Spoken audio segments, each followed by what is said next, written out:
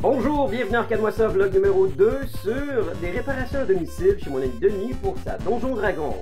Sauf que les choses se déroulent rapidement parfois et deviennent rapidement hors de contrôle. Et mon ami Denis, en fait, est un enthousiaste, un maniaque de pinball depuis longtemps et qui recommence à se replonger dans le hobby. Il a déjà eu une Jungle Queen, après ça, une Sega Trilogy. Et là, aujourd'hui, en fait, hier, il est rentré dans son salon la magnifique et cultissime Star Wars Data East 1993. Il l'a acheté d'un mec en Ontario. Il l'a fait venir par D.N. Ross. Et malheureusement, dans le transport, l'avarie s'est produit. Alors, la manette ici a été... elle a morflé, comme on dit, mais pas à peu près. Alors, il va avoir un petit laps de temps qui va s'écouler avant que je remette du temps sur la Donjon Dragon. Ce matin, en ce moment, ma priorité, c'est la remettre sur ses pattes, démonter tout le handle mech et voir s'il est réchappable. Avant de mettre la machine sur ses pattes, je me suis permis de faire une inspection en superficie de l'état de la machine avant de m'attaquer à la handle, parce que j'ai remarqué quelques trucs que je voulais vous communiquer. Entre autres que c'est une machine de 30 ans et ça implique que oui, le cabinet a dû être malmené à plusieurs reprises. Donc on peut voir que le câble a déjà eu plusieurs avaries. Entre autres, bon, il y a un morceau de bois ici qui a été recollé, mais on peut remarquer l'ajout de vis qui a été fait pour maintenir le cabinet en forme. Alors sûrement qu'ici, le panneau avant a dû avoir vraiment un très gros coup parce que ça a été fait de chaque côté. Alors normalement, on n'a pas ce type de vis-là pour maintenir le coin en place. Ça aurait pu être peut-être calfeutré, bouché. En tout cas, on verra de l'intérieur qu'est-ce que ça dit. C'est correct, mais bon, on peut pas... Ça s'attend à des miracles, mais on voit aussi qu'il y a déjà dû avoir un topper, parce qu'il y a des vis ici qui ne sont pas là d'habitude, que le dessus ici a été repeint. Le bleu est quand même très très près de l'original, mais on aurait pu quand même enlever les vis et faire un sablage, faire un travail un peu plus fini, parce que on voit que ça a été rajouté un peu à la va-vite, là, ce petit trait de peinture-là un peu partout, là, pour camoufler différentes... stigmate de son transport. Et on voit que tout le dos ici a été repeint au complet de manière assez peut-être même cavalière, parce qu'on n'a même pas eu de découpage qui a été fait. Là, ça embarque un peu sur les stickers. Alors, c'est correct, là, mais ça aurait pu être un peu mieux. Et puis, j'ai l'impression que même le panneau ici, celui-là aussi a été repeint en bleu. Ok, ça fait que c'est mon inspection superficielle. Puis bon, il y a un petit peu de corrosion sur la lockdown bar, un peu partout. Ça, c'est des genres de trucs qui peuvent se ramener quand même assez facilement avec une bonne peinture anti-rouille. Ok, ça fait que... allons-y sur les pattes. Les pattes, quant à elles, ne sont pas en super état, particulièrement du bas. Ils ont été quand même assez malmenés aussi. On a affaire quand même à 3 pattes Data East, sauf la 4e qui est d'après moi une patte Gottlieb. Alors je peux comprendre qu'il voulait la poser à l'arrière pour pas que ça remarque. Alors ça aussi, ça pourrait être soit repeint, ou en fait je pense que le best, ça serait pratiquement d'acheter un nouveau kit parce que c'est une question d'avoir 4 pattes identiques. Bon, la machine sur ses pattes, je peux vraiment pas dire que c'est super génial. Et surtout, comme je réfléchis pas toujours très rapidement, je me suis rappelé que, en le genou, bouchet, j'ai celle de mon ancienne Tales from the Crypt qui, comme vous vous rappelez peut-être, j'ai changé pour mettre des pattes en stainless. Alors, j'ai donc les bonnes pattes à mettre dessus. Ça fait que on va carrément enlever les vieilles et on va mettre des pattes en bien meilleur état. Es-tu d'accord avec ça? Oui. Bon, enfin, la machine est sur des pattes convenables et finalement bien installée. On est rendu à lever la tête. La seule chose qui est dommage, c'est que j'ai pas l'outil de clé Allen qui va à l'arrière pour tourner le verrou de la tête qui la maintient en place. Normalement, c'est le genre de choses qui devraient suivre comme pour n'importe quelle machine, c'est-à-dire avoir les 4 pattes originales, le manuel et ainsi de suite. Alors, on peut utiliser ce type de clé hexagonale comme mon tournevis.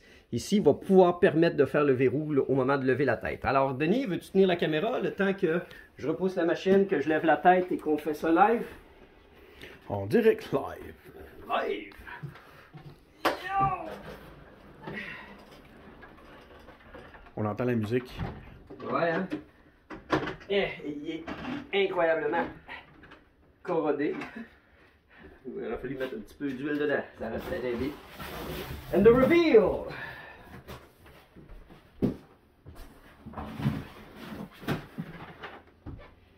Ah, non, mais c'est vraiment là qu'on fait les constats, à savoir, c'est toujours un gamble d'acheter une machine à distance basée sur seulement quelques photos. Et évidemment, la portion la plus critique, c'est le Playfield. Et franchement, mon ami Denis, tu as fait un bon achat. Le Playfield est sale, un petit peu. Mais franchement, les Playfield d'Ataïs, jusqu'à maintenant, ceux que je trouve, ils survivent vraiment bien l'épreuve du temps. Ça, je dis ça parce que je me fie sur ma somme de Crypt. Mais il y a quelques petits milers installés ici et là qui pourront peut-être être enlevés si on le désire ou non. Là. Mais somme toute, je vois pas d'insert de relevé qui fait en sorte qu'il manque de la peinture à un endroit ou à un autre. Là. C'est très prometteur, donc ça donne envie de la connecter. Et puis, c'est sûr qu'il va manquer les billes. Donc ça va donner envie de... Ouais, ben là c'est parce qu'il y a une patte sur le tapis. Alors ça débalance. Étrange choix de mettre deux rubbers différents pour les flippers. J'ai un petit feeling qu'il n'y avait pas d'autres flippers rouges sur la main, sous la main.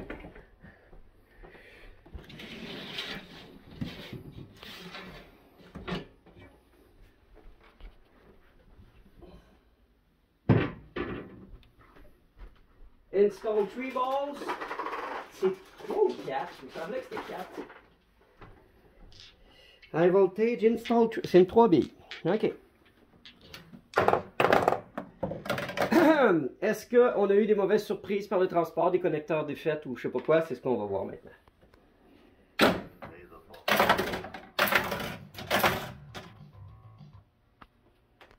Tout semble se dérouler comme prévu. Là, évidemment, c'est la manette qui est possiblement détruite. Ah, le piton marche au moins.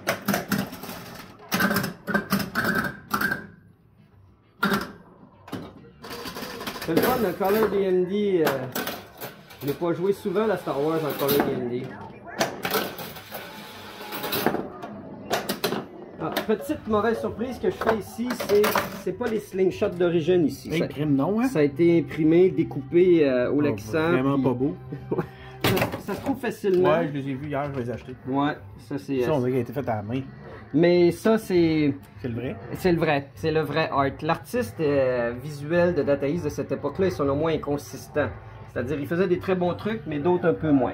Puis là, je suis en train de me dire que la tête de R2D2, est-tu du bon bord ou il manque un petit pitoune ou je sais pas quoi? Peut-être qu'en arrière, on a l'œil. On dirait qu'il manque une boutonne.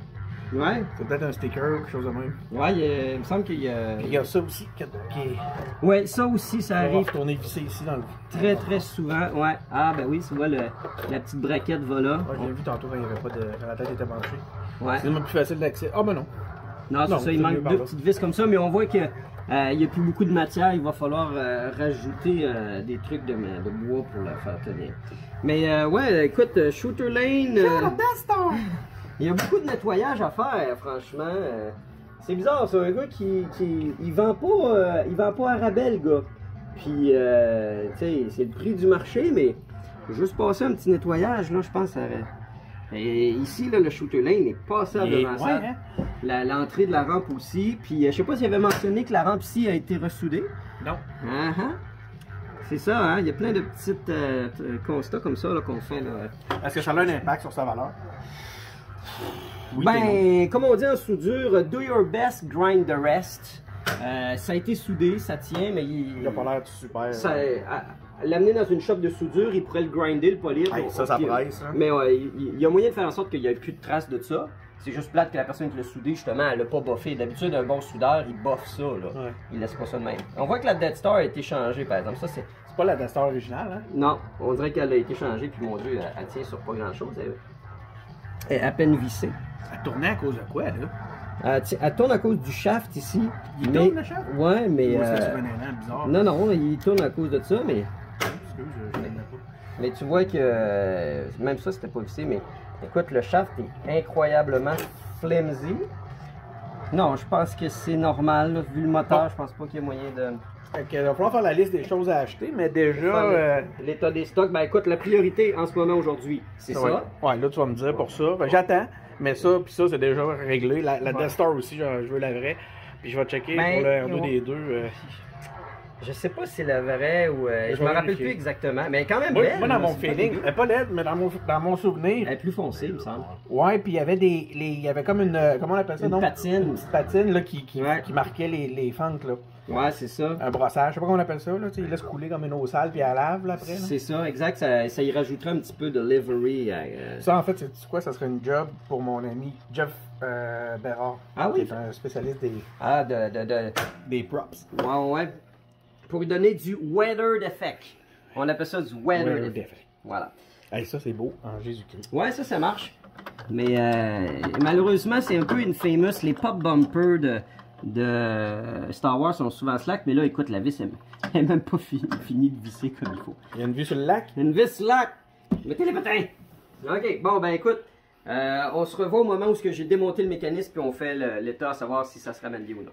C'est bien beau de voir le dessus. Voyons ce qui se cache un peu en dessous avec le infamous système de retention playfield strap by the little œillet on the playfield que je déteste. Ok, premier constat, il manque une vis ici en dessous et ici. Alors ça fait en sorte que le playfield a pratiquement débarqué tantôt quand on l'a soulevé, alors il va falloir réviser ça au plus vite. Sinon, usual suspect, le cabinet est sale, il aurait pu être nettoyé, ça n'a pas été fait. Je sais pas, mais guys, quand vous prenez le temps d'installer des LED, faites donc un petit nettoyage de votre playfield. Tu sais, je veux dire, passez un aspirateur, quoi. Passez un petit coup de guenille, là, c'est comme... Ça fait comme si c'est vraiment adolescent qui n'a jamais fait le ménage de sa chambre. Sinon, autre affaire que je constate, c'est, voyez-vous ce système de soutien de playfield, les braquettes très dataïsées des époques, ben, elles ont fait leur ravage. Hein? Oh là là, que le bois a été mangé. Je suis quand même très surpris que ça ne s'est pas rendu jusque sur le dessus du playfield. Donc, en tout cas, c'est au moins une bonne nouvelle. C'est pas un bon système si on veut travailler, mais ne tirez jamais votre playfield par ces deux braquettes-là, parce que voici ce que ça donne. Surtout après du vieux bois de même. Bon, ok. Le mec, maintenant, on peut voir entre autres que normalement, le système de retour est effectué par l'espèce de ressort qui est là. L'anneau qui est ici doit venir se réaccrocher là pour être capable d'activer la switch au moment de la baisser, de la descendre. Toute la pièce ici a été tordue, donc on va dévisser les 3 vis ici et j'ai bien peur que la 4e va me donner beaucoup de fil à retordre. Bon, finalement, ça a super bien été et ça permet de voir que c'est toute la plaque ici qui a commencé à comme déchirer, mais que ça montre que le système est réchappable. Il va falloir refermer un peu le boîtier de gauche et droite, mais surtout aplatir la plaque et ça devrait bien se redresser. Mais pour ça, on va commencer par dévisser le yoke en question pour être capable de travailler.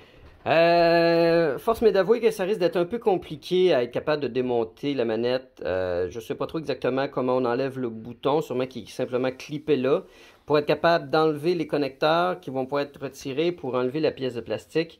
Mais d'après moi, j'ai assez de jeu en ce moment pour être capable de redresser la plaque suffisamment parce que là, Denis, il me dit qu'il va sûrement en acheter un de Repro qui est disponible sur Marco Specialties à 110 $.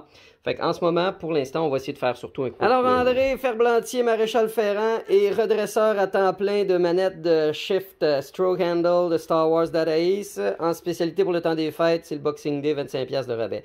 Alors, on a quelque chose de droite et surtout de fonctionnel. On a maintenant la switch qui s'active, mais avec le démontage qui est arrivé, il manque des petites pièces. J'ai pu regarder sur le site de Marco Specialties. On peut acheter l'assemblage pour 110 US. Et il y a même le plan de la manette et il semble manquer un petit spacer, un petit washer par-ci par-là. Mais Denis semble quand même être satisfait de la tournure des événements. On va peut-être juste à ce moment-là commander le sticker de remplacement qui lui a pas mal morflé. Bon, on l'installe. On y est. Bon, ah là là, ça fait faire un gros détour de venir à redresser ça alors que normalement, j'aurais pas dû avoir à passer 1h30 à être capable de tout remettre ça en état. Mais bon, ok, la switch fonctionne bien aussi. Passons au reste. Bon, la machine est sale. Elle a été clairement routée et elle a quand même beaucoup d'oxydation un peu partout. Mais là, la prochaine étape, ça serait de retourner sur la Donjons et Dragons. parce que à mon passage la semaine dernière, je n'avais pas vraiment fait mention, mais on a un problème où toute cette zone-ci ne s'éclaire pas. Alors, il y a un problème d'affichage de lumière. Alors, il faut trouver qu'est-ce qui est commun, parce qu'en fait, ça affecte ici et là. Il y a un problème à régler. Bon, on remarquera que tout ce qui est lent aux flammes, les stand-up target ici et celles du fond là, en tout cas, sont toutes sur le même ground, le fil rouge qui est juste ici. Et là, je viens de faire un test de continuité et c'est bel et bien celui qui se rend là. Alors, au moins, ce fil-là, il se rend au ground de tout le reste. Parce que quand il y a un problème qui est généralisé, en fin de compte, à toute une série de lumières ici et là, c'est pas parce que toutes les ampoules sont brûlées en même temps ou que chacun a le fil d'adresse de brûler, on regarde ce qui est commun, et ce qui est commun dans ce cas-ci, c'est le ground. OK, ça fait qu'on va regarder après ça, usual suspect, les fusibles. C'est vraiment atroce la manière que Bally ont pensé à cette époque-là, la manière de mettre leurs afficheurs, de ne pas avoir de panneaux qui se retirent ou je sais pas quoi, parce que c'est terriblement difficile de se rendre à ce PCB-là. J'aimerais ça le retirer, regarder ma continuité, parce que je semble avoir des sockets de fuse extrêmement oxydés. Alors, on peut déclipper les afficheurs en compressant les petits attaches de plastique ici, mais on reste pris avec une énorme pièce de métal qui, elle, est prise dans la braquette de soutiennement de la tête. Quelle idée! Et puis là, ben moi j'ai des vis à aller dévisser dans le fond pour avoir accès au PCB. Souhaitez-moi bonne chance, encore une fois. Allons, on va se faire les longues noses. De peine et de misère, j'ai réussi enfin à enlever le PCB et ça vient avec un petit carton derrière qu'on va remettre par la suite. J'ai fait les tests de chaque fusible juste pour le fun et regardez à quel point ceux-ci sont incroyablement corrodés. Il faudrait toutes les changer. Les fusibles sont tous bons, les sockets aussi. La seule chose que j'ai vue d'apparente en ce moment en termes de défaillance, c'est la soudure ici qui est passablement cassée. Ok, si je me fie ici, c'est mon J1-2 qui est mon fil de retour, qui est aussi commun au J1-3. Et on ira plus tard au J4, mais le J1, 2 et 3, c'est ceux qui sont juste ici. Et est-ce qu'on aurait peut-être, premièrement, une prise ici, un connecteur qui est défectueux, ou une soudure est défectueuse, en regardant rapidement et avec ma super macro. J'ai pas l'impression d'avoir de soudure cassée ici. Alors, on pourra les refaire accessoirement. Mais c'est mon fil rouge qui est juste ici, qui arrive du playfield, qui se connecte donc ici. Et si je suis son chemin, il descend et il s'en va entre autres sur mon TP6 11 voltage alternatif. Alors mon TP6, c'est juste lui ici, alors je pourrais vérifier plus tard si j'ai mon 11 volts AC. Et après ça, l'endroit où ce qui se rend, c'est ma Fuse 4, 8 ampères, Feature Light J510. Alors Fuse 4, 8 ampères, connecteur 10. Et devinez, c'est lequel le connecteur que je venais de refaire? Eh bien, c'est le 10.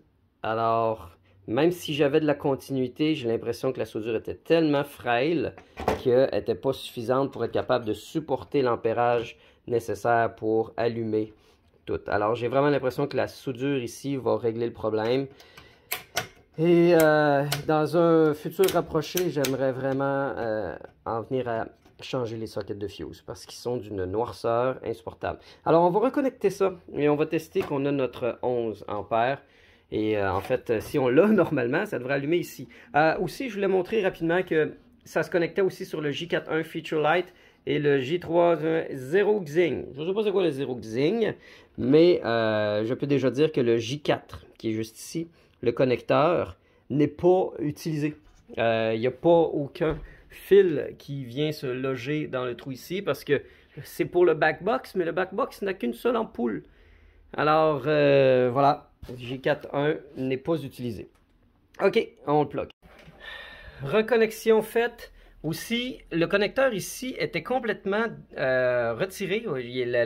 Comment dire, les deux soudures qui retiennent ce connecteur-là étaient cassées. Et ça, c'est le retour de ground qui n'a aucun lien avec notre problème actuel, mais qui devait peut-être être la cause pourquoi il fallait se reprendre à quelques reprises pour être capable d'avoir un démarrage. Alors j'espère que ça va régler ce problème-là aussi. OK, ça fait que on fait une vérification que tout est en place et puis on met le jus. Ah! Déjà là, c'est bon signe, on a des lumières qui allument ici. Mais le démarrage se fait pas. Qu'est-ce qui se passe? J'ai-tu accroché un fil que je sais pas? OK, j'y suis allé par élimination pour réaliser que je faisais un démarrage à chaque fois en enlevant et en remettant un des sockets parce que je sais qu'un des connecteurs est particulièrement oxydé et ça tout porte à croire que ce serait lui, le connecteur le plus oxydé de tous qui aurait éventuellement besoin d'être refait parce que là, on a vraiment une illumination parfaite du playfield. Tout semble vraiment bien aller. Alors, on va s'amuser à mettre quelques billes.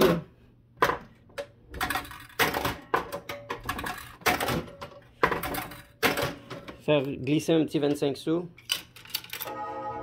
Parce que Denis aime bien le vintage feeling. Slam tilt. Ah, il va-tu garder mon crédit en ligne, en mémoire pareil? Redémarrage. On voit les petits clignotements ici qui se passent. Come on, baby. OK. Ça n'a pas gardé en mémoire le... Ah oui, OK. Ça a gardé les crédits en mémoire. OK, on va tester parce que là, on avait un problème. Les targets ne s'activaient pas toujours. Alors, ah ben là, ça va devenir beaucoup plus intéressant là, maintenant que les targets réagissent. OK, ça fonctionnait pas vraiment bien. Et puis, ben voilà où on est rendu côté debugging. J'aime bien ce système de lock de billes que j'ai jamais revu ailleurs. Il est peut-être pas super efficace, je sais pas, mais je le trouve particulièrement ingénieux pour ma part. OK, ça c'est une bonne nouvelle, c'était dans les priorités à régler aujourd'hui. Maintenant que ça c'est fait, on va revenir sur la Star Wars parce que Denis est incroyablement hâte d'y jouer. Et on va y faire un nettoyage. Parce que ce soir, sa priorité, c'était ramener les lumières, puis par la suite, nettoyage. Et si tout se passe bien, on va revenir sur la Donjons et Dragons, travailler sur la fameuse zone des pop bumpers que j'ai parlé dans le vlog numéro 1. Ah, que ça fait plaisir de revoir une Star Wars. Que j'adore cette game. La première fois que j'ai eu à travailler très intensément là-dessus, et ça me permet de dire un beau bonjour à mon ami Guillaume Pajot, avec qui j'étais allé chercher une Star Wars Data Ace 92, ok, je me suis mêlé tantôt en disant 93, c'est une 92, dans une pawn shop de Destimoville à l'époque, et c'est le running gag depuis, écoutez, on a fait cet achat-là, hein, il a fait cet achat-là, je crois que c'est environ 2012 ou 2013, et il avait payé 2700$ à l'époque. Things have changed. Et à l'époque, il trouvait, oh, c'est cher un peu. Puis c'était quand même pas donné, parce qu'on s'entend que c'était une pawn shop. Si je me rappelle bien, il la vendait 3002, puis on l'avait négocié à 2700 dans une pawn shop. Quand même, hein? Puis, c'est le running gag depuis que j'ai dit à quel point il a fait un bon deal, et encore plus que jamais, c'est un bon deal. Parce que quand il a ramassé, la machine à 2007 était en bien moins bon état que celle-ci. Celle-ci est en état correct, player condition. Pour le prix, on se serait attendu à un peu plus du collector, cependant. Mais maintenant, la machine à Guillaume est dans un état très, selon moi, collector, parce qu'il a tout démonté le playfield, on a travaillé fort. Et cette machine-là va, selon moi, subir beaucoup de travail dans la prochaine année, parce que c'est un peu un petit Holy Grail à Denis. En fait, il aurait beaucoup aimé être capable de récupérer sa Star Wars Trilogy qu'il avait vendue à grand regret. Et c'est très difficile à retrouver ça. Mais elle est un peu plus commune. Et là, les trucs que j'aimerais faire. J'aimerais beaucoup enlever les petits milers protecteurs de pop bumper qui sont, selon moi, superflus un peu ici, considérant que cette game-là ne sera plus jamais sur la route. Et elle, selon moi, affecte beaucoup le côté amusant de regarder le artwork parce qu'on remarque en fait que ça. Ils sont extrêmement visibles, selon moi. Alors, tant qu'à faire un nettoyage en profondeur du playfield, on va y aller avec ça. Après ça, les targets, sont-ils cassés? Ouais. Les targets de cassés, c'est pas cool. Il y a un petit ajout qui a été fait que je trouve quand même bien, c'est de mettre une petite mousse ici. pour éviter que les billes, quand ils font du airtime, viennent se loger entre le plastique et la drop target. C'est pas mal dans la première fois que je vois ça, mais c'est pas une mauvaise idée. Ici, le plastique est d'habitude complètement cassé sur toutes les Star Wars. Celui-ci ne l'est pas. Surprenant. Tant mieux. Après ça, il y a un petit morceau de plastique ici qui est par-dessus le Jabba's Hunty. Alors, je comprends pas. On va nettoyer ça. On va le remettre à sa place. Et puis, ben ceux-là aussi, c'est des Repro. Ces plastiques-là aussi ont été refaits à la main. Vous voyez la découpe particulièrement barbare. Alors, quand je vais montrer ça à Denis, il va s'empresser d'en acheter des authentiques. Parce qu'on s'entend que ça non plus, c'est pas du tout acceptable comme qualité de slingshot. La seule chose qui est acceptable, c'est que oui, c'est plus épais, ça cassera plus jamais. Mais ils sont tellement laides que ça serait vraiment pas grave que ça casse. Et puis les élastiques, oh mon Dieu, les élastiques, ils sont à changer. Sinon, mais hein, m'avez-vous vu ça, cette texture de Michelin de pneus d'hiver? Alors c'est tellement texturé, ça glissera pas sur la neige. Alors il va avoir à faire ça, mais là, je pense que Denis va se lancer dans l'achat de plusieurs targets. Et ça arrive souvent, regardez comment ils viennent pencher. On va les dévisser, on va les remettre droites. Il y a beaucoup de petits trucs. Ok, ça fait que juste la poussière est vite à faire. Denis va sûrement acheter aussi la nouvelle rampe ici parce que ça ne passe pas au CA, ce genre de truc. Puis je le comprends. Prendre ça, la dévisser, l'amener dans une shop de soudure et la faire boffer, nettoyer. Je suis pas mal convaincu qu'il va la changer. Puis c'est con, mais il pourrait après ça la remettre sur des sites de vente de pièces. Puis il y a du monde qui va être très content de se satisfaire de ça. Puis il pourra au moins reprendre un peu de son investissement. Alors, sans plus tarder, ménage. Les milers sont enlevés et ça fait déjà une différence incroyable. C'est tellement plus beau. Et puis, comme je le répète, la qualité des playfields de cette époque-là est tellement grande qu'avec un usage domestique, ça fera jamais de marque. Alors, tiens, il reste un petit morceau de colle ici, mais j'ai enlevé le miler ici et là, ou le Sarlacc pit. Et c'est vraiment bien parti parce que franchement, le playfield en a encore beaucoup à donner. Mais mon Dieu, que le art, d'avoir mis Bib Fortuna ici, là, je comprends que c'est le Jabba's Bounty, là. Mais coudonc. Après ça aussi, c'est vrai, j'avais oublié de parler de la gate ici qui est prise en état érectile vers la hausse à cause d'une vis beaucoup trop longue qui protrude beaucoup. Et puis, voilà, il s'agit simplement de la tasser. Alors, si ça est arrivé une fois, ça va arriver une autre fois. Alors, il y a des bonnes chances que je vais m'arranger pour couper peut-être un peu cette vis ou... en tout cas, faire un ajustement pour éviter que ça se reproduise. Et je vais juste montrer un petit avant-après de la Death Star Alley. Une fois nettoyé, ça donne. Ça donne ça. C'est franchement une amélioration notable. Aussi, dans le sac de goodies, j'ai trouvé plusieurs élastiques et des Titans, rien de moins. Alors, c'est pas mal ce qui te fait de mieux. Je ne chante pas avoir un kit complet, par exemple. Je n'aurai pas ces petits-là. Mais je vais regarder qu'est-ce que je peux changer. Mais anyway, avec le temps à partir aujourd'hui, je pense pas pouvoir faire grand-chose. Mais ouais, déjà lui, là, ça ferait vraiment beaucoup de bien. J'ai enlevé la rampe pour avoir accès ici. Et déjà, j'ai commencé à nettoyer. Ça fait vraiment beaucoup de bien. Puis là, je suis comme motivé à enlever le plus possible de résidus du ball throw parce que c'est vraiment dégueu. Alors, j'ai le papier sablé. On va nettoyer ça. On va mettre ça super propre. Ça va faire vraiment beaucoup de bien.